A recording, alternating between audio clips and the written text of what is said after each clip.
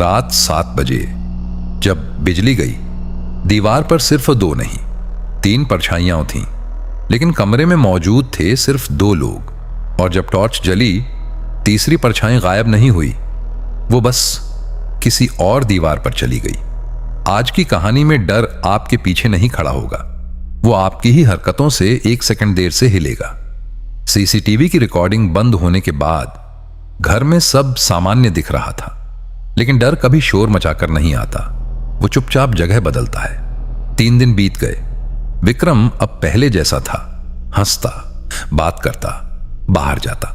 लेकिन अरुण ने एक चीज नोटिस की, विक्रम की परछाई कभी कभी उसकी चाल से आधा सेकंड पीछे रहती थी। पहले उसे लगा वह भ्रम है। फिर चौथे दिन बिजली चली गई।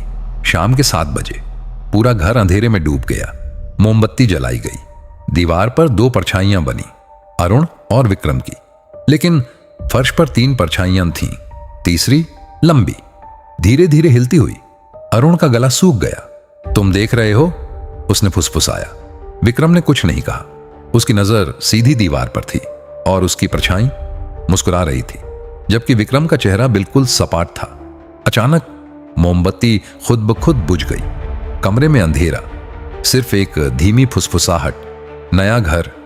अरुण ने तुरंत मोबाइल की टॉर्च ऑन की। कमरा खाली, कोई तीसरी परछाई नहीं, लेकिन फर्श पर एक छोटा गोल निशान उभर आया था, पहले से छोटा, जैसे बीज। विक्रम झुककर उसे देखने लगा। ये यहां नहीं रुकेगा, उसने धीरे से कहा। यह जगह ढूंढता है। कौन सी जगह? अरुण कांप गया। विक्रम ने उसकी ओर देखा, जहां डर जिंदा हो। उसी रात पास वाली गली में रहने वाली मीरा के घर से चीख सुनाई दी। अरुण और विक्रम दौड़कर बाहर निकले। लोग जमा हो चुके थे। मीरा दरवाजे के बाहर खड़ी कांप रही थी। मेरे कमरे में कोई है, वह रो रही थी।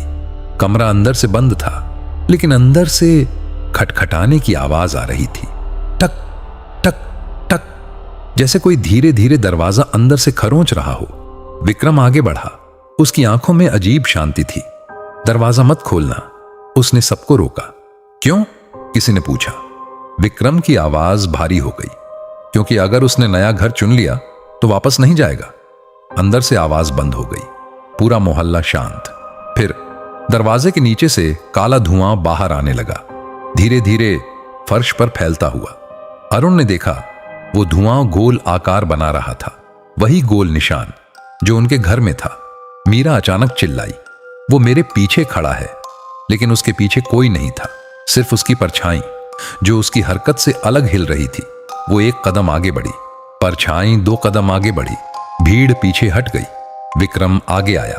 उसने मीरा की आंखों में देखा। उसने तुम्हें चुन लिया है। क्यों? मीरा रो पड़ी। विक्रम की आवाज धीमी थी, क्योंकि तुम कल रात डर के साथ सोई थी। मीरा के चेहरे पर डर जम गया। उसी पल उसकी परछाई अचानक दीवार से अलग हो गई, जैसे काली धुंध, और हवा में लटक गई। भीड़ चीख उठी। अरुण ने विक्रम का हाथ पकड़ा। कुछ करो। विक्रम आगे बढ़ा। उसकी अपनी परछाई भी दीवार से अलग हो गई। 2 काले साए आमने सामने, एक पुराना, एक नया। अचानक मीरा बेहोश होकर गिर पड़ी।